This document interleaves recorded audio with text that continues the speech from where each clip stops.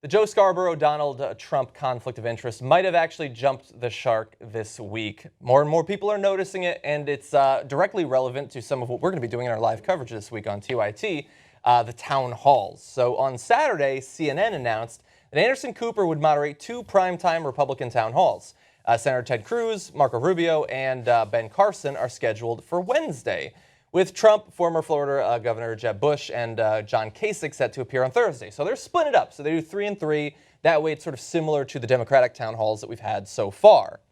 But just a couple of days later, on Tuesday, MSNBC announced plans for Wednesday's town hall with Trump. So even though Trump is doing an actual town hall with moderators and with other candidates on Thursday, and his competitors are doing the same sort of town hall on Wednesday, MSNBC is stepping in to give an opportunity to do a town hall by himself at the same time that his competitors are debating. And more importantly, it is being moderated by Joe Scarborough. So Joe Scarborough is so in the tank for Donald Trump that Donald Trump has thanked him on the air for being such a great supporter. Yeah. And okay. Joe Scarborough's like, no, I swear I'm not. Oh, sure. Yeah. When asked if he would be Donald Trump's VP. Oh, we actually have that. All right, let's watch that. I tell people, I really believe if Donald Trump wins the Republican nomination, your phone, Joe Scarborough, is going to ring and he's going to offer you the vice presidential nomination. Will you accept it? I'll take a weekend at Mar-a-Lago. So no, but really, I don't know where you get that from. If he asks you, because it makes sense to me. It makes sense to me on a lot of different levels. Why does that make sense to you? He can ask me to do anything, but like take him to softball practice and baseball practice. I don't know. I don't think you would ask me. Again, you always get me in trouble with these questions. So let's move on. I will say this, and I've said this on the air, and so this is not really any secret at all. I'll do anything that will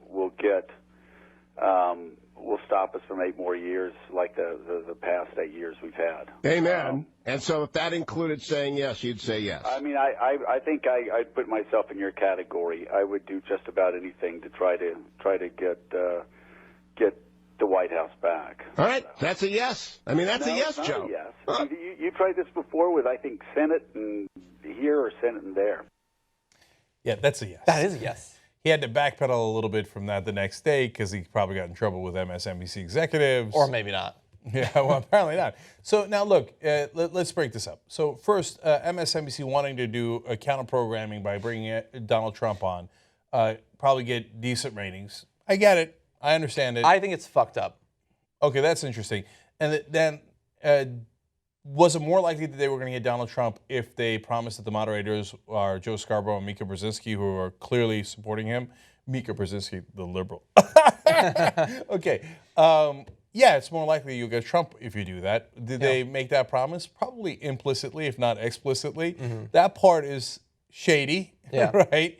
But on the other hand, MSNBC also has Chris Matthews on the air, clearly shilling for Hillary Clinton, saying one bad thing after another about Bernie Sanders, and it turns out Chris Matthews' wife is running for political office as a Democrat and has the same donors as Hillary Clinton, has other ties to Hillary Clinton, which he never discloses, right? So, I mean, MSNBC no evil, right? And so that's they've been doing this the whole campaign. I mean, this is, so, as we implied earlier, this is the second time where they're doing this, whereas before, just a few weeks ago, it feels like forever, Trump decided not to go to a debate, and instead he had his own fundraiser for veterans, and the various networks all covered it, even though it was just him saying the same BS that he says every single day. And admittedly, they cover his rallies constantly, simply because people will watch. No consideration whatsoever as to, are they fulfilling their duties as journalists? Is this what the purpose of journalism in America was? And remember that journalists and the newspapers, the radio stations, the cable stations, they get stuff from the government. They get certain privileges. They get access to certain things, frequencies and things like that, to fulfill a public good. And it used to be that you'd think, well, God, it seems like they value money more than journalism or more than America. But now I would like to think that they care whatsoever that they're journalists. Like, giving him that during the town hall with the other candidates is giving a middle finger to the Republicans who should be watching all of these candidates so they can decide who to vote for, but to America as well. Yeah. I feel like, why are more people pissed off about this? And especially to have Scarborough, who refused to say that he wouldn't run with the guy. Yeah. You're wonderfully idealistic, John. Okay, so these guys on cable news are so far removed from journalists that it's hilarious. Every once in a while, they'll pretend to like care about that and be like, "Oh, we shouldn't donate to a politician or something," right? Yeah. Joe Scarborough is a former Republican congressman. He said right there, like, I mean, he would do anything to make sure a Democrat didn't become president again. I mean, he just said it. You heard him say it, right? To change what happened over the last 8 years, et cetera.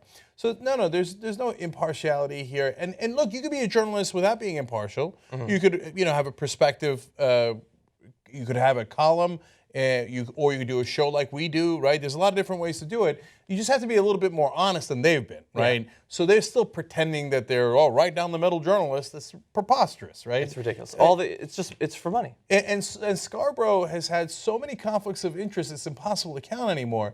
And remember, he also went to the Koch brothers retreat, and then came back and was raving about them. And then they did the biggest softball interview you've ever seen with Charles Koch, right? Yeah. So they get all these benefits and free vacations and stuff, and then they returned in kind. With Donald Trump, it's now reported that Scarborough and Brzezinski were up in his hotel room like last week. Yeah. I was actually going to bring that up. What? That's crazy! And he was asked about it, and he refused to say no. He said it's crazy. He refused to say that he didn't do it. And I know. And Trump thanked him. He said it was nice seeing you two last night. Right. Speaking about the pair of them. So in my brief time at MSNBC, I got a sense of how untouchable Joe Scarborough was. Even back then when they were pretending to be a progressive network. Yeah. Right. And Joe Scarborough is deeply conservative, but the executives aren't progressives, so they love Scarborough. That's their one bud, right? That was on the air. Oh, they're not. So Scarborough, even back then, he tried to. I don't remember if I've ever said this before or not, but he asked the executives to have me stop criticizing him. Okay, so that's who Joe Scarborough is. Yeah. So you expect any kind of impartiality from Joe Scarborough? Of course not. So is it a joke that Scarborough is now doing a town hall with his friend and possible running mate on MSNBC, the cable station that I think stopped pretending to be progressive, but until recently was pretending to be progressive. People still say it is, regardless. Right.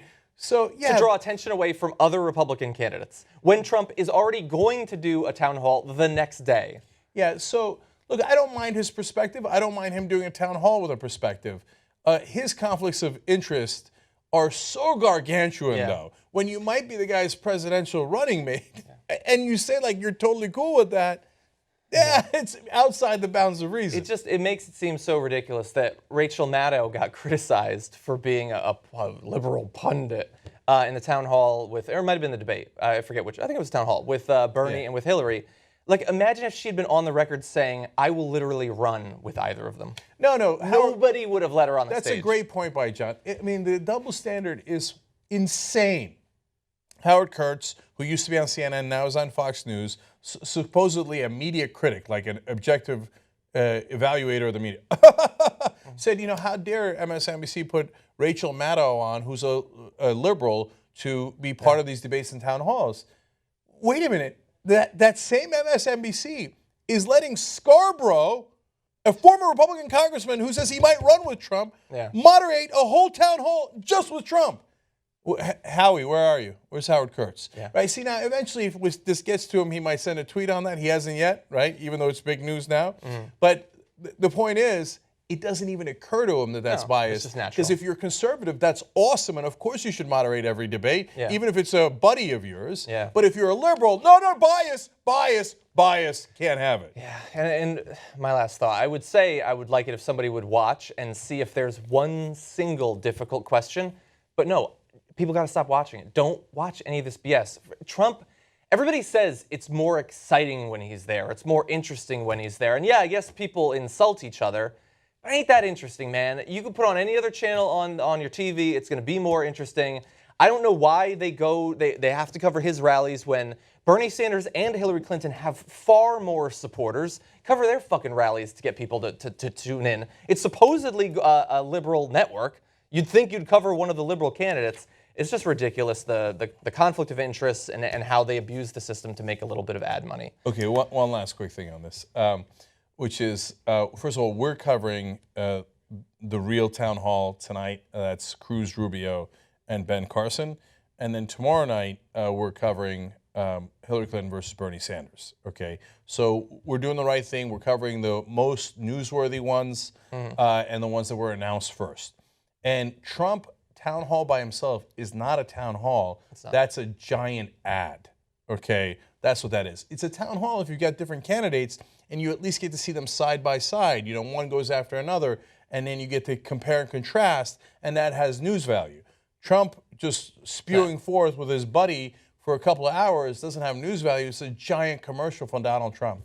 And MSNBC, I mean, I hope they're done with the calling themselves in any way, shape, or form progressive, because they most certainly are nowhere near that. Yeah. So if you're a progressive and you're looking for a network, it ain't in MSNBC. They're now proudly, significantly conservative. Yeah. Doesn't mean every host is, but obviously as a network, they're very proud to go in this direction. Yeah. I guess when they were progressive, they were leaning forward. Now I guess they're leaning backward. Yeah, I guess there's money back there. If there's money, they'll lean back there. But Yeah. there isn't, by the way. There's no gold in the hills of trying to be Fox News light. Exactly. Good luck with that strategy. It's going to be a miserable failure.